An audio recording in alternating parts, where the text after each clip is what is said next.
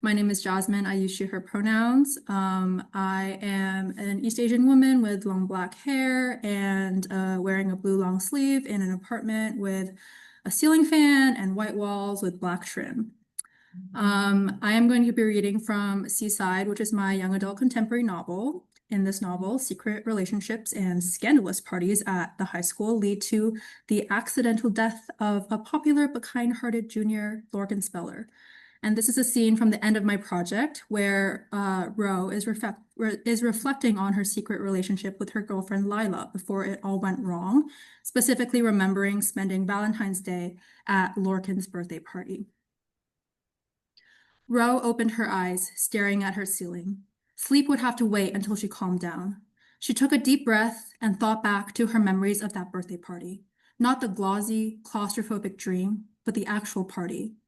She had helped Lila set everything up, the music, the food, the heart-shaped piñata. But when the party guests started arriving, she didn't quite know what to do with herself. She couldn't be glued to Lila's side, so she hovered on the edge of her other teammates' conversations, never quite finding a place to jump in. She drifted away to make small talk with a couple people, but everyone's heads were quickly turned by more interesting arrivals, their other friends.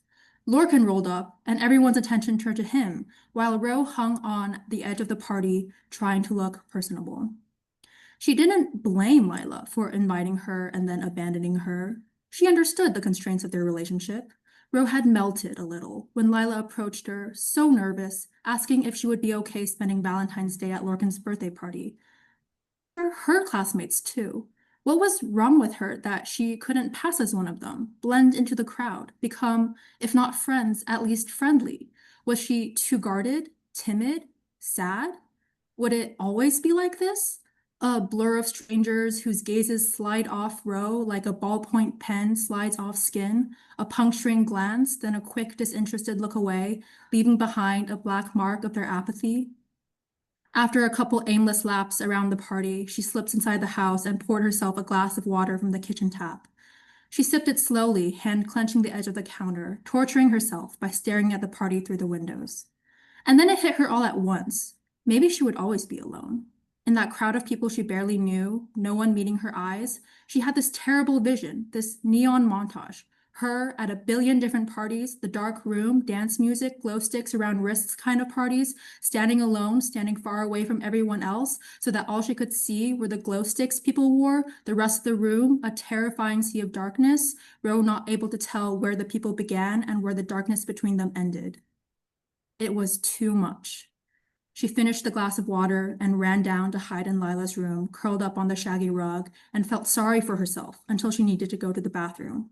And in the hallway, where she could hear the faint beat of music, she realized that Lila hadn't even texted her to see where she was. The bathroom door swung open just as she reached for the handle, Lorcan on his way out. She stumbled backwards, losing her footing until Lorcan lunged forward and grabbed her arm. Whoa there! He looped an arm behind her waist and gently lowered her to the ground. You're crying. She was, and him pointing it out just made the tears well out of her eyes and down her cheeks. She wiped her face with her sleeve. It's nothing, she said. Don't worry about it. Are you sure? You seem upset. No, I'm seriously fine. It's your birthday party, Lorcan. Don't worry about me. He looked at her not sternly, but rather with a firmness that she didn't know how to counter. That's okay. They're not going to miss me. I can sit with you for a bit. He steered her toward a sofa in the other room and sat on the floor at her feet, handing her tissues.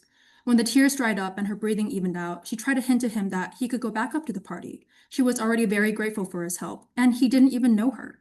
I know you, he said, almost offended. You're Ro. You play lacrosse with Lila.